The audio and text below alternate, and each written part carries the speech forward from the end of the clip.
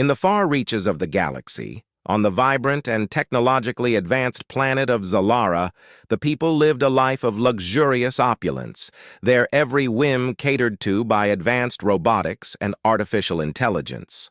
The Zalarians prided themselves on their superiority and had little regard for other species in the galaxy, often dismissing them as primitive or insignificant. One such individual, Princess Lyra, was renowned across Zalara not just for her beauty, but for her sharp intellect and relentless curiosity. Despite her status, she was often bored with the monotonous routine of royal life. It was only when news arrived that the humans, an unremarkable species by Zalarian standards, had made their first successful interstellar voyage, that Lyra's interest was piqued. To her, the idea of encountering a primitive race was more amusing than anything else. An invitation was sent to Earth requesting a diplomatic visit. The humans, eager to make a good impression, agreed and sent a delegation. Among them was Captain James Carter, a seasoned diplomat with a reputation for maintaining composure under pressure. His mission was simple: to represent Earth with dignity and demonstrate humanity's potential. As the human delegation arrived on Zalara, they were greeted with a display of Zalarian pomp and grandeur. Princess Lyra, seated on her opulent throne, observed the humans from a distance, her curiosity piqued by their alien appearance. Despite the advanced technology surrounding her, she felt an inexplicable thrill of anticipation. Captain Carter stepped into the grand hall, his attire a sharp contrast to the extravagant Zalarian fashion. He wore a simple functional suit, reflecting Earth's practical approach to clothing. Lyra's eyes narrowed as she took in the human's modest appearance. She was unimpressed until Carter's piercing blue eyes met hers. The exchange of pleasantries began, and Lyra couldn't help but be intrigued by Carter's calm demeanor and the way he carried himself.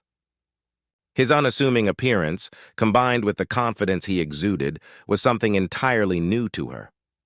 The more she interacted with him, the more she felt an unusual reaction stirring within her. As the day progressed, Lyra found herself increasingly captivated by Carter's straightforwardness and the way he communicated.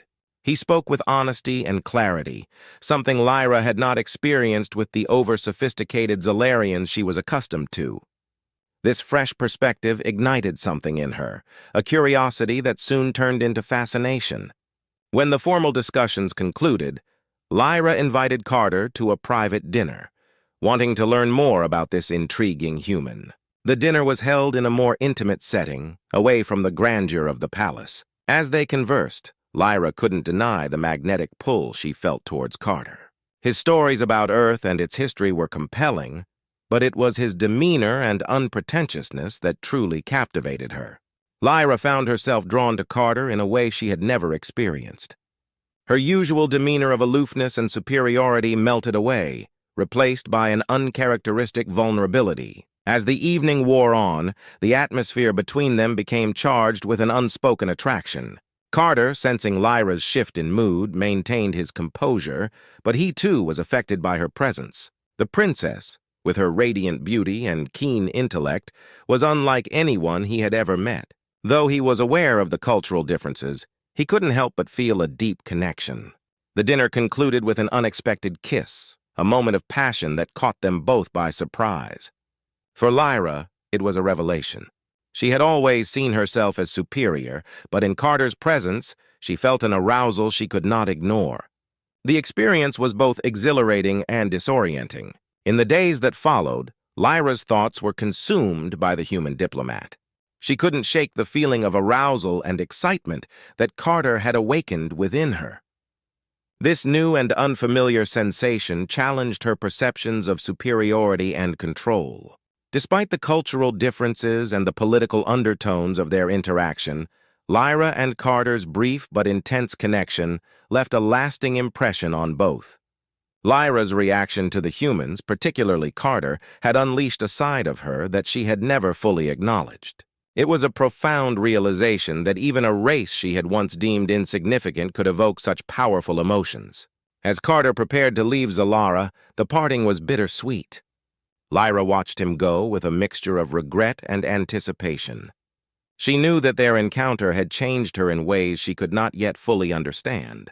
The experience had been both a revelation and a challenge to her own views on superiority and attraction. Captain Carter returned to Earth, carrying with him the memory of an unforgettable encounter with a being from a distant world. For Princess Lyra, the human diplomat's visit had been more than a mere diplomatic exchange. It had been a journey into uncharted emotional territory, one that would forever alter her perspective on the galaxy and the beings that inhabited it.